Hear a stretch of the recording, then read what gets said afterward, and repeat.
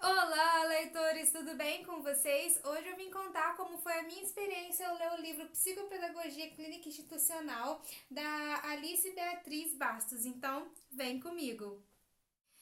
E aí, leitores, como que vocês estão? Como é que foi o feriado? Tô gravando isso depois do feriado de Corpus Christi. Então, eu vim falar um pouquinho sobre como que foi a minha experiência ao ler esse livro. Esse livro sai pela Edições Loyola. Ele é um livro bem mais básico sobre o que é psicopedagogia, tá? Eu vou ler para vocês aqui atrás sobre o que o livro se trata e vou falar um pouquinho como que foi a minha experiência ao lê-lo. Então, aqui atrás vem tipo um resuminho do livro, né? E ele fala assim: nesse livro discutem-se alguns dos principais pressupostos teóricos da psicopedagogia clínica institucional, articulados à prática psicopedagógica por meio da análise das discussões de alguns casos clínicos.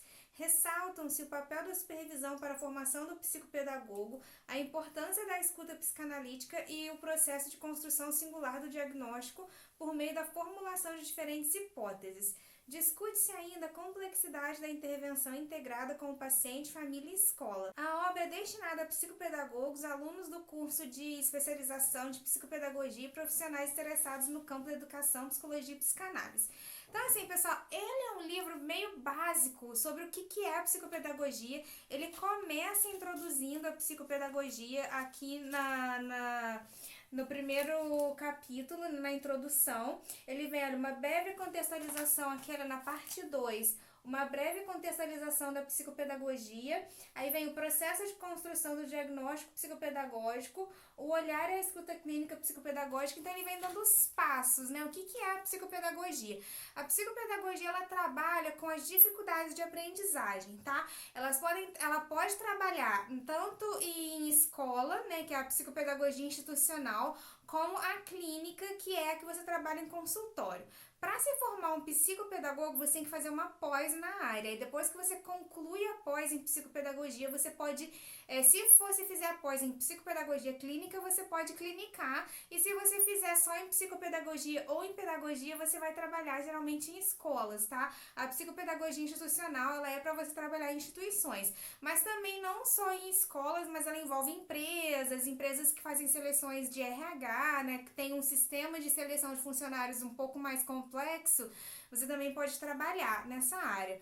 E ela trabalha com dificuldade de aprendizado. Aí, dentro da dificuldade de aprendizado, você tem só a dificuldade de aprendizado, você tem o déficit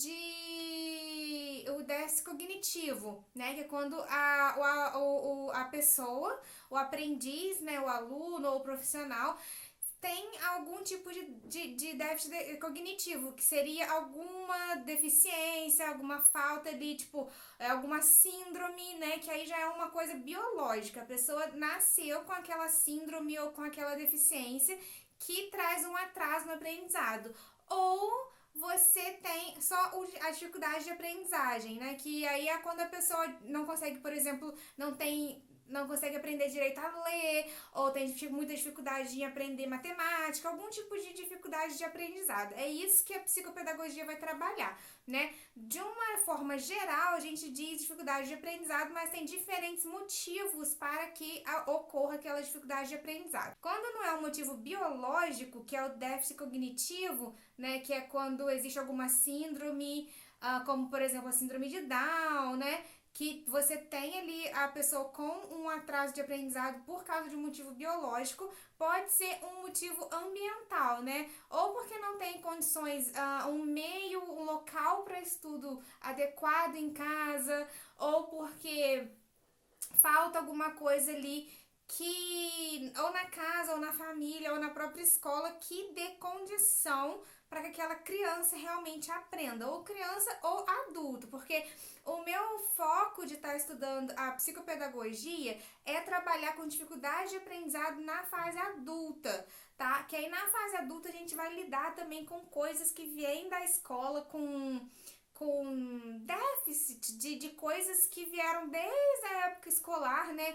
Ou a pessoa não teve ali professores qualificados, ou porque as turmas eram cheias demais, não tinha como aquele aluno que já tinha dificuldade de ter a atenção adequada.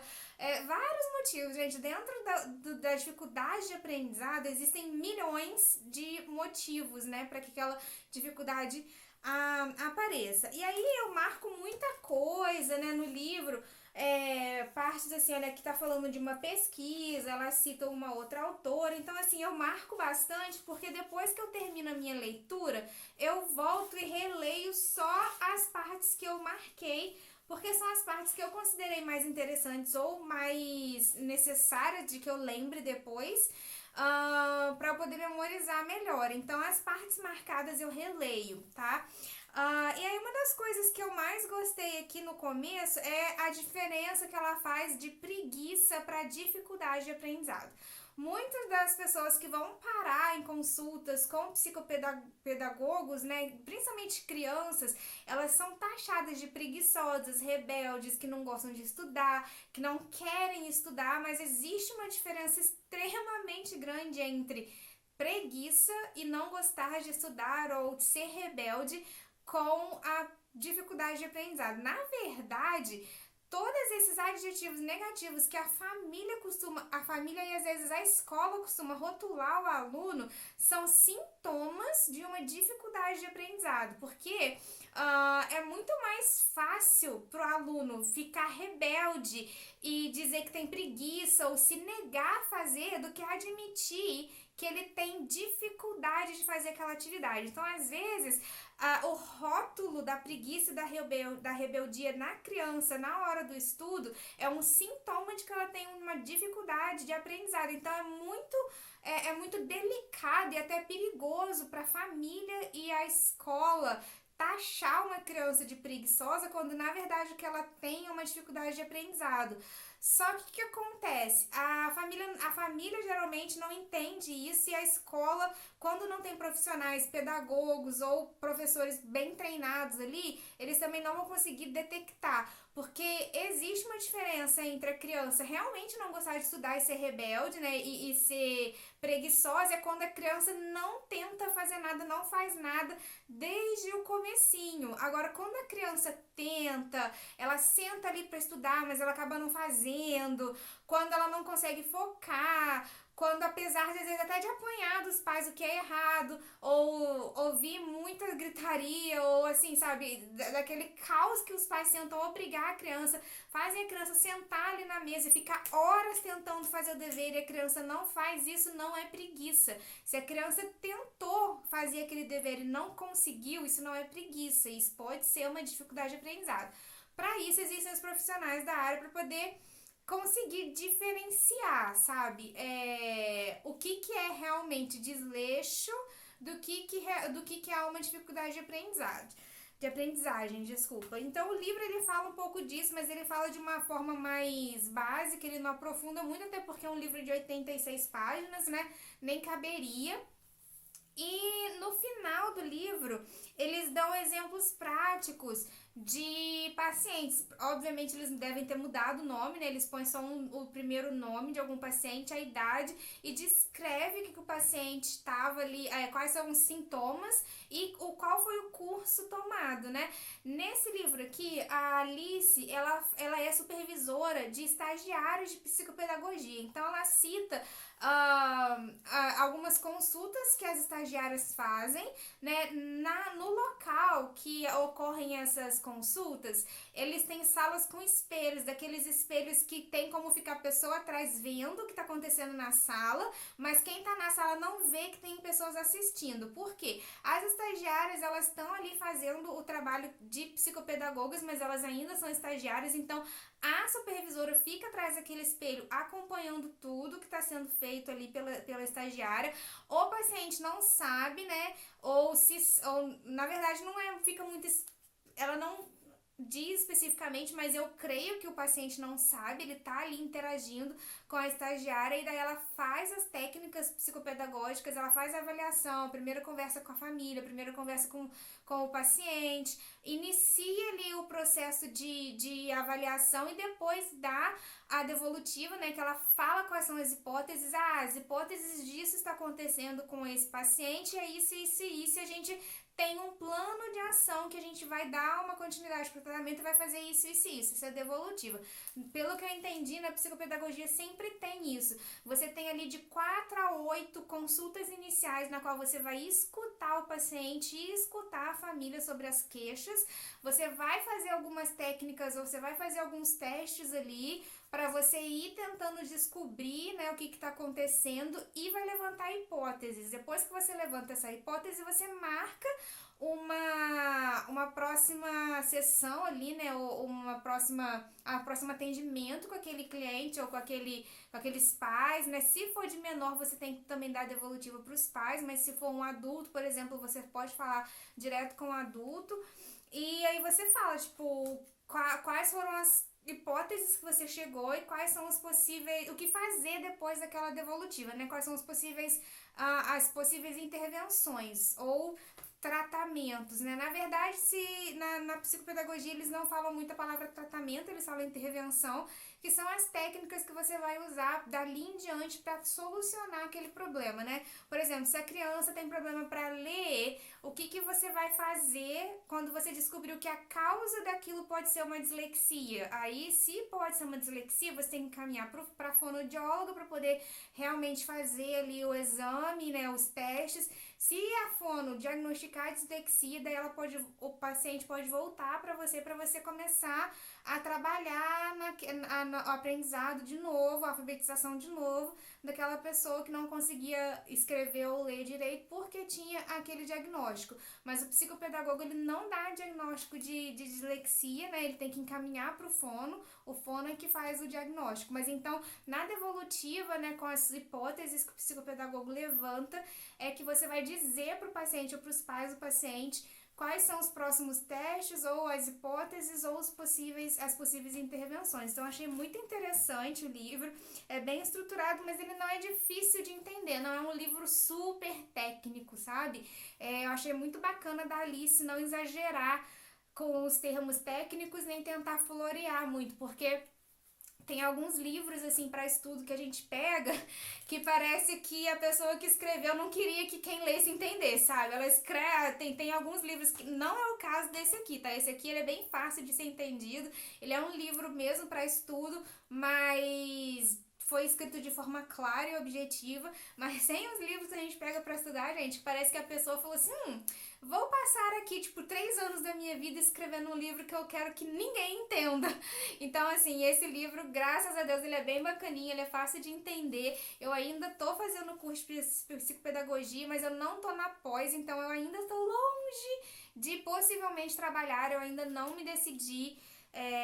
Eu ainda não tenho certeza se eu realmente vou seguir esse caminho. Eu quero estudar, eu tô fazendo um curso livre, é um curso com 20 aulas sobre psicopedagogia que tá me ajudando muito a melhorar as minhas aulas. Eu acho que como professora tá sendo essencial o que eu tô aprendendo, mas entre pegar um pouco das técnicas da psicopedagogia para melhorar a minha qualidade, né, de ensino é uma coisa, outra coisa é eu ir seguir a carreira mesmo e fazer a pós e começar a clinicar, né? Eu ainda não tenho certeza se eu realmente vou fazer a pós, eu ainda tô terminando a faculdade, mas assim, eu tô gostando muito de aprender sobre, mas com certeza é uma profissão que exige extrema paciência, sabe, exige saber lidar, se você for lidar com criança, que eu não gostaria porque envolve muitos pais e assim, tem pai que a maioria dos pais hoje em dia são complicados, tá? Se você é pai, se você é professor, você sabe do que eu tô falando.